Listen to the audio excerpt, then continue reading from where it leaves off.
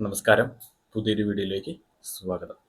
അപ്പോൾ ഞാൻ കഴിഞ്ഞ മുമ്പത്തെ വീഡിയോ ഈ കുട്ടികളും സോഷ്യൽ മീഡിയയും തമ്മിലുള്ള ബന്ധം അതിനെക്കുറിച്ചാണ് ഞാൻ പറഞ്ഞത്. ഈ 15 വയസ്സായിട്ടുള്ള കുട്ടി 7 മണിക്കൂർ തുടർച്ചയായിട്ട് അല്ലെങ്കിൽ ഒരു ദിവസം 7 മണിക്കൂർ സോഷ്യൽ മീഡിയ ഉപയോഗിച്ചാൽ ഉണ്ടാകുന്ന കുഴപ്പം അവർക്ക് സന്തോഷം ഉണ്ടാകത്തില്ല എന്നാണ് പഠനം വ്യക്തമാക്കുന്നത്.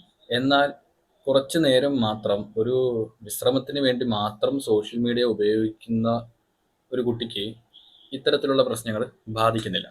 അപ്പോൾ അതിനെക്കുറിച്ച് ഞാൻ കഴിഞ്ഞ ആഴ്ച പറഞ്ഞായിരുന്നു. പിന്നെ അതുപോലെ തന്നെ അവരെ ട്രാപ്പിലാക്കാൻ വേണ്ടിയിട്ട് ഒരുപാട് ഓൺലൈൻ ഹാക്കേഴ്സ് രംഗത്തിറങ്ങിയിട്ടുണ്ട്. ഇപ്പോൾ കുട്ടികളുടെ സ്നേഹവും വിശ്വാസമൊക്കെ പിടിച്ചു പറ്റി അവരെ ചതിക്കുഴികളിൽ വീഴ്ത്തുന്ന ഹാക്കേഴ്സ് ഉണ്ട്. അപ്പോൾ അതിൻ്റെ വേറൊരു കാര്യം കുറച്ചും കൂടെ അല്ലെങ്കിൽ സിമ്പിളായിട്ടുള്ളൊരു കാര്യം ഞാൻ പറയാനാണ് വന്നത്. ഇപ്പം AI കാലമാണ്. ഇപ്പോൾ AI വീഡിയോസ് നമുക്ക് ഇഷ്ടമുള്ളതുപോലെ ജനറേറ്റ് ചെയ്യാൻ പറ്റും AI വീഡിയോസ്. ഇപ്പോൾ ഒരുപാടുണ്ട്. ഞാൻ കഴിഞ്ഞ കുറേ ആഴ്ചകൾക്ക് മുമ്പ് ഞാൻ ഒരു ചൈനീസ് ആപ്പിനെ പറ്റി ഞാൻ പറഞ്ഞായിരുന്നു. Zee Dance 2.0. അതെന്ന് വെച്ചാൽ ഹോളിവുഡ് സിനിമയെ വെല്ലുന്ന ഗ്രാഫിക്സ് ആണ് സീ ഡാൻസിനുള്ളത്. അതിൻ്റെ അടുത്ത വർഷം. അതുപോലെ തന്നെ ഇപ്പം ചെറിയ രീതിയിൽ തന്നെ AI വീഡിയോ നമുക്ക് ക്രിയേറ്റ് ചെയ്യാൻ പറ്റും. മെറ്റ AI ഉണ്ട്. അതിപ്പോൾ നമുക്ക് ഫോട്ടോ വെച്ച് നമ്മൾക്ക് ഇഷ്ടമുള്ള പ്രോംപ്റ്റ് ക്രിയേറ്റ് ചെയ്ത് വീഡിയോ ജനറേറ്റ് ചെയ്യാനായിട്ട് സാധിക്കുന്നതാണ്. അങ്ങനെ AI സാങ്കേതിക വിദ്യകൾ ഇന്ന് പല രീതിയിലും വർദ്ധിച്ചിട്ടുണ്ട്. അത് നല്ലതും നടക്കുന്നുണ്ട്, കൂടുതലും ചീത്തയും നടക്കുന്നുണ്ട്.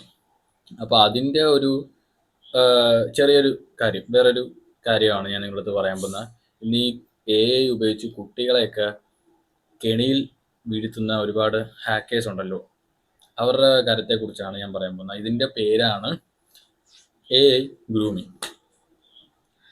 ചൂഷണം ചെയ്യുക എന്ന ഉദ്ദേശത്തോടെ ഓൺലൈനിൽ കുട്ടികളുമായി സൗഹൃദത്തിലായി വൈകാരിക ബന്ധം സ്ഥാപിക്കുന്നതിനാണ് സൈബർ ഗ്രൂമിങ് എന്ന് പറയുന്നത്. ഇപ്പോൾ സോഷ്യൽ മീഡിയ വഴി ഏതെങ്കിലും ഒരു കുട്ടിയെ കണ്ടെത്തി അവരുമായിട്ട് ചാറ്റ് ചെയ്ത് നല്ല സ്നേഹവും അതുപോലെ തന്നെ വിശ്വാസമൊക്കെ പിടിച്ച് അവരെ ചതിക്കാൻ ശ്രമിക്കുന്നവരാണ്. അവരെയാണ് ഈ സൈബർ ഗ്രൂമിംഗ് എന്ന് പറയുന്നത്. പല മാർഗങ്ങൾ ഇത്തരക്കാർ ഇതിനായി സ്വീകരിക്കും. സോഷ്യൽ മീഡിയയിലും മെസ്സേജിംഗ് ആപ്പുകളിലുമാണ് കുട്ടികളെ കണ്ടെത്തി സ്വാധീന വലയത്തിലാക്കാൻ ഇത്തരം ഗ്രൂമേഴ്സ് അഥവാ ഓൺലൈൻ പ്രെഡേറ്റേഴ്സ് ഉപയോഗിക്കുന്നത്. ഈ ആപ്പുകളുണ്ടല്ലോ, ഇപ്പം ഫേസ്ബുക്കും അല്ലാതെ ഇൻസ്റ്റഗ്രാമും അല്ലാതെ ഇപ്പോൾ ഒരുപാട് ഇത് കാണത്തില്ല. ഇപ്പം ഷെയർ ചാറ്റോ അങ്ങനെയൊക്കെ പറഞ്ഞ ആപ്പുകളുണ്ടല്ലോ, ആരും അങ്ങനെ ഉപയോഗിക്കാത്ത ഈ ചൈനീസ് ആപ്പുകൾ. അതേപോലുള്ള മെസ്സേജിങ് ആപ്പ്. പണ്ട് വാട്ട് നോട്ട് എന്ന് പറഞ്ഞൊരു ഇതുണ്ട്. അതുപോലെ അങ്ങനെ എന്താ പറയുക, ചൈനീസ് ആയിട്ടുള്ള മെസ്സേജിങ് ആപ്പുകളൊക്കെ ഉണ്ട്. അതിൽ നിന്നാണ് കൂടുതലും ഹാക്കേഴ്സ് വരുന്നത്. സൈബർ ഗ്രൂമിങ്ങിനായി ജനറേറ്റീവ് AI ചാറ്റ് ബോക്സുകൾ, ഡീപ് ഫയലുകൾ തുടങ്ങിയ നിർമ്മിത ബുദ്ധിയിൽ അനുഷ്ഠിച്ചുമായിരിക്കും സാങ്കേതിക വിദ്യകൾ ഉപയോഗിച്ച് കുട്ടികളെ ഓൺലൈനിൽ ചൂഷണം ചെയ്യുന്ന രീതി. ഇപ്പം ഞാൻ പറഞ്ഞല്ലോ, ഇതുപോലുള്ള ഇന്ത്യക്ക് പുറത്തുള്ള ഇപ്പോൾ ചൈനീസ് ആപ്പാണ് കൂടുതലും മൊബൈൽ ഫോണിലുള്ളത്. പണ്ട് ടിക്ടോക്ക് ഒക്കെ ഉണ്ടായിരുന്നു, ഇപ്പോൾ അതൊക്കെ ബാൻ ചെയ്ത്. അതുപോലുള്ള എന്താ ഈ ചില ഇൻഫ്ലുവൻസേഴ്സ് ഈ പ്രൊമോട്ട് ചെയ്യുമല്ലോ, ഇന്ന ഈ ഒരു ആപ്പ് ഡൗൺലോഡ് ചെയ്യും, നിങ്ങൾക്ക് ഇപ്പോൾ ഡേറ്റിംഗ് ആപ്പ് എന്ന് പറഞ്ഞ ഇപ്പോൾ ഒരു സാധനമൊക്കെ ഉണ്ടല്ലോ. അതുപോലുള്ള ശരിയല്ലാത്ത ആപ്പുകളിൽ നിന്നാണ് ഹാക്കേഴ്സ് നമ്മളെ പറ്റിക്കുന്നത്. AI grooming, AI enabled grooming. യഥാർത്ഥ ബോധമുള്ളതിലും വിശ്വസനീയവുമായ വ്യക്തി വിവരങ്ങളും ചിത്രങ്ങളും വീഡിയോയും ഒക്കെയുള്ള സോഷ്യൽ മീഡിയ പ്രൊഫൈൽ സൃഷ്ടിക്കാൻ AI ഉപയോഗിക്കുന്നതിലൂടെ കൂടുതൽ എളുപ്പത്തിൽ ഇരകളെ തങ്ങളുടെ വരുതിയിലാക്കാൻ ഇത്തരം ഓൺലൈൻ കുറ്റവാളികൾക്ക് കഴിയുന്നു. ഞാൻ പറഞ്ഞല്ലോ, ഇപ്പോൾ ഈ AI വെബ്സൈറ്റൊക്കെ ഉള്ളതുകൊണ്ട്, ആപ്പുകളൊക്കെ ഉള്ളതുകൊണ്ട് നമുക്കിപ്പം സൗണ്ടിൻ്റെ കാര്യത്തിൽ തന്നെ, അതുപോലെ പ്രൊഫൈൽ പിക്ചർ, നമുക്ക് ഒരു യഥാർത്ഥ ഒരാൾ അതേപോലത്തുള്ള പ്രൊഫൈൽ പിക്ചർ ക്രിയേറ്റ് ചെയ്യാനായിട്ടുള്ള കഴിവ് അവർക്ക് ഈ ഹാക്കേഴ്സിനുണ്ട്. അത് അവർ മാക്സിമം തെറ്റുകൾക്ക് വേണ്ടിയിട്ട് അവർ ഉപയോഗിക്കുന്നുണ്ട്, ഇങ്ങനെ പറ്റിക്കാൻ വേണ്ടി, പണത്തിന് വേണ്ടിയിട്ടും അതുപോലെ തന്നെ മനുഷ്യനെ വേണ്ടിയിട്ട് പോലും ഇവർ പറ്റിക്കുന്നുണ്ട്. 3 ഘടകങ്ങളിലായിട്ടാണ് വലയിലാക്കുന്നത്. ആദ്യം ഒരു ഇരയെ കണ്ടെത്തും. രണ്ടാമതായി അവരുടെ വിശ്വാസവും സ്നേഹവും പിടിച്ചുപറ്റും. അതിനായി പലപ്പോഴും മുഖസ്തുതിയോ വൈകാരിക പിന്തുണയോ സമ്മാനങ്ങളോ പ്രതിഫലങ്ങളോ നൽകും. ഇപ്പോൾ വിശ്വാസം പിടിച്ചെടുക്കാൻ വേണ്ടിയിട്ട് അവരെ സ്നേഹിക്കുകയും പിന്നെ അവർക്ക് എന്തെങ്കിലും സഹായങ്ങളൊക്കെ ചെയ്യും. പൈസയുടെ കാര്യത്തിലാണെങ്കിലോ അല്ലെങ്കിൽ ഇപ്പോൾ കുട്ടികൾക്ക് ഇപ്പോൾ പഠന കാര്യങ്ങളിലാണെങ്കിലൊക്കെ സഹായങ്ങൾ ചെയ്ത് അവരുടെ വിശ്വാസം ഈ ഹാക്കേഴ്സ് പിടിച്ചു പറ്റും. അവരോടുള്ള ഈ ഹാക്കേഴ്സിനോടുള്ള വിശ്വാസം ഈ കുട്ടികൾക്ക് കിട്ടും. അങ്ങനെയാണ് ട്രാപ്പിലാകുന്നതിൻ്റെ ആദ്യത്തെ സ്റ്റെപ്പ് വിശ്വാസം.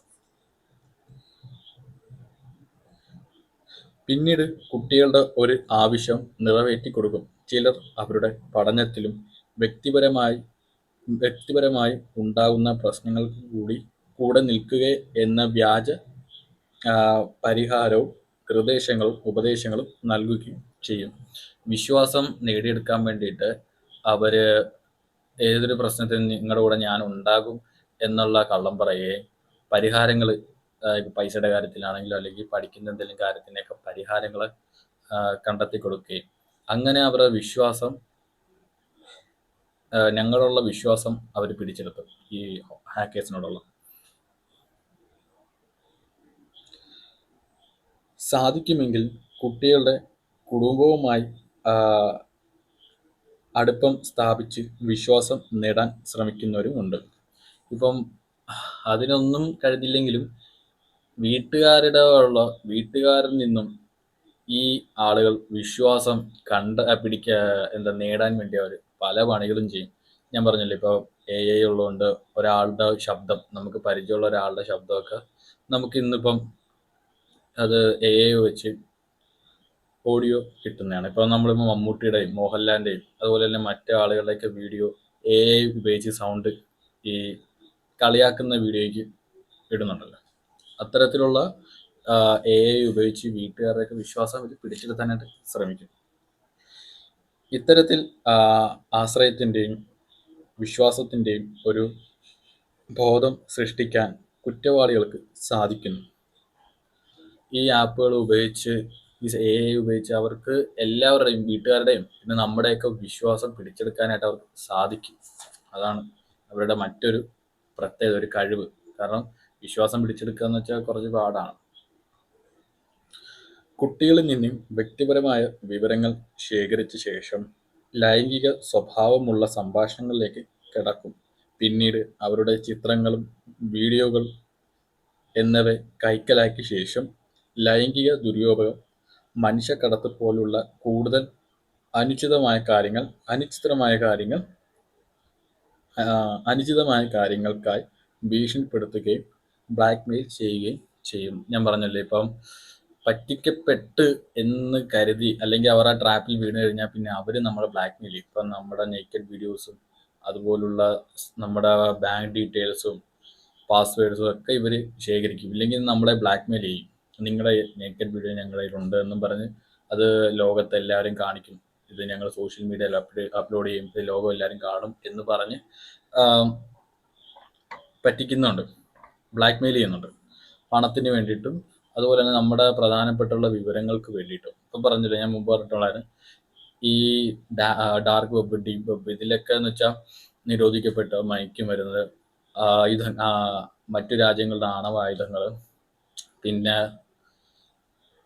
തോക്കുകൾ, പിന്നെ ബാങ്ക് ഡീറ്റെയിൽസ്, പാസ്വേഡ്, ഇത്തരത്തിലുള്ള കാര്യങ്ങൾ അവിടെയൊക്കെ ലേലം ചെയ്യുന്നു. അതിന് വേണ്ടിയിട്ടാണ് ഇവർ കുട്ടികളുടെ വിശ്വാസം നേടിയെടുത്തിട്ട് അവരെ ബ്ലാക്ക്മെയിൽ ചെയ്യുന്നു. പിന്നീട് ലൈംഗികമായിട്ടുള്ള മെസ്സേജുകളും സംസാരങ്ങളൊക്കെ ആയിട്ട് അവരെ ബുദ്ധിമുട്ടിക്കുകയും വലിയ ആത്മഹത്യയുടെ ഒരു വക്കിലെത്തിക്കാൻ പോലും അവർക്ക് കഴിയുന്നുണ്ട്. പല രീതിയിലും നമ്മുടെ നാട്ടിൽ ഇപ്പോൾ സൈബർ ഹാക്കേഴ്സ്, സ്കാമേഴ്സ് ഇങ്ങനെ വളർന്നുകൊണ്ടിരിക്കുകയാണ്. അതിന് വേണ്ടിയിട്ട് ഗവൺമെൻറ് എന്തൊക്കെ കാര്യങ്ങൾ ചെയ്യും എന്നൊക്കെയാണ് പറയുന്നത്. അപ്പം ഇത്തരത്തിലുള്ള ഹാക്കേഴ്സിനെ നമ്മുടെ നാട്ടിൽ ഇതൊന്നും ഒരാവശ്യമില്ല. കാരണം നമ്മളൊരു അക്കൗണ്ട് തുടങ്ങുക, സോഷ്യൽ മീഡിയ അക്കൗണ്ട് തുടങ്ങുന്നത് നമ്മുടെ പ്രൈവസിക്കാണ്. നമുക്ക് നമ്മുടെ സുഹൃത്തുക്കളൊക്കെ ആയിട്ട് സംസാരിക്കാനും വീഡിയോ കോൾ ചെയ്യാനും മെസ്സേജ് അയക്കാനും ഒക്കെയാണ്. പിന്നെ അതുപോലെ നമ്മുടെ കഴിവുകൾ ലോകത്തെ കാണിക്കാനും വേണ്ടിയിട്ടാണ് നമ്മൾ സോഷ്യൽ മീഡിയ ക്രിയേറ്റ് ചെയ്യുന്നത്, അല്ലാതെ നമ്മൾ പറ്റിക്കപ്പെടാൻ വേണ്ടിയിട്ടല്ല. അപ്പോൾ അതിന് ദുരുപയോഗം ചെയ്യുന്ന ഇത്തരത്തിലുള്ള ഹാക്കേഴ്സിനെ എത്രയും വേഗം ഒന്ന് പോലീസും നിയമം കോടതി അവരെ പിടിക്കണം എന്ന് തന്നെയാണ്. ഇല്ലെങ്കിൽ വരും കുട്ടികൾക്കും ഇത് വലിയൊരു പ്രശ്നമായി മാറും. പിന്നെ ഇൻ്റർനെറ്റ് എന്ന് പറഞ്ഞാൽ പേടിയുടെ മാത്രം ഒരു ലോകമായി, പേടിയുടെയും അപകടത്തിൻ്റെയും മാത്രം ഒരു ലോകമായി മാറും. അപ്പം അത്തരത്തിലുള്ള ചതിക്കുഴികളിൽ വീഴാതെ ഇരിക്കേണ്ടത് നമ്മുടെ ശ്രദ്ധയും ആവശ്യമാണ്. അപ്പം എല്ലാവർക്കും ഇത് മനസ്സിലായെന്ന് ഞാൻ വിശ്വസിക്കുകയാണ്. അപ്പം നിങ്ങൾക്ക് സമയം കിട്ടുമ്പോൾ നിങ്ങളൊന്നും കൂടെ അത് റിപ്പീറ്റ് കേൾക്കുക. അപ്പോൾ നിങ്ങൾക്ക് ആവശ്യമുള്ള കാര്യം തന്നെ കേട്ടോ, ഈ സൈബർ ഹാക്കേഴ്സ് നിങ്ങളെ പറ്റിക്കുന്നുണ്ടല്ലോ പണം. അപ്പോൾ അവരിൽ നിന്ന് രക്ഷപ്പെടാൻ എന്തൊക്കെ തരത്തിലുള്ള പോംവഴികളാണ് അവർ സ്വീകരിക്കുന്നതിൻ്റെ കാര്യങ്ങളാണ് ഞാൻ പറയുന്നത്. അപ്പം നിങ്ങൾക്ക് ഒന്നും കൂടെ ഒന്ന് കേട്ട് നിങ്ങളൊന്ന് മനസ്സിലാക്കുക. നിങ്ങൾക്കൊരു എന്താ പറയുക, ഒരു ബോധവൽക്കരണം ഞാൻ തരുന്നതാണ്. കാരണം ഇപ്പം വരുമല്ലോ, ഇപ്പം ചില ചെറിയ തട്ടിപ്പുകാർ നിങ്ങൾ ഈ ഫോട്ടോയ്ക്കൊക്കെ ലൈക്ക് ചെയ്താൽ നിങ്ങൾക്ക് ഇപ്പോൾ 200 രൂപ കിട്ടും, അതുപോലെ ക്യാപ്ച ഫില്ല് ചെയ്തതിന് 200 രൂപ തരും. അപ്പോൾ ആദ്യത്തെ ഇത് ചെയ്യുമ്പോൾ പൈസ തരും. പിന്നീട് നമ്മുടെ കയ്യിൽ നിന്ന് 500 രൂപ മേടിച്ചു കഴിഞ്ഞാൽ ഞങ്ങൾക്ക് 500 രൂപ തന്നാൽ ഞങ്ങൾ 1000 രൂപയായിട്ട് തിരിച്ചു തരും എന്ന് പറയും. ചിലവർ ചെയ്യും, ചിലവർ ചിലപ്പോൾ ആ 200 രൂപ കിട്ടിയാൽ അതോടെ ബ്ലോക്ക് ചെയ്തങ്ങ് വിടും. അങ്ങനെ ഫസ്റ്റ് കിട്ടുന്ന പേയ്മെൻറ്റ് മേടിച്ച് ബ്ലോക്ക് ചെയ്യലാണ് പരിപാടി. അല്ലാതെ ചില ആളുകൾ മാത്രമേ ഉള്ളൂ ഫസ്റ്റ് കിട്ടിയിട്ടും ഇനിയും വേണം എന്നുള്ള ഇതുകൊണ്ട് കയ്യിരിക്കുന്ന കാശ് മുടക്കി വെട്ടിപ്പിരി വീഴുന്നു. അപ്പോൾ അത്തരത്തിലുള്ള ഇതിലൊന്നും വീഴാതെ ഇനി ശ്രദ്ധയോടെ സൈബർ കാര്യങ്ങൾ മുന്നോട്ടുണ്ട്. അപ്പോൾ നിങ്ങൾക്ക് ഇത് ഇഷ്ടപ്പെട്ടെങ്കിൽ എന്നെ സപ്പോർട്ട് ചെയ്യുക. അപ്പോൾ അടുത്തൊരു വീഡിയോയുമായി നമുക്ക് അടുത്ത ദിവസം കാണാം. അതുവരെ ബായ്.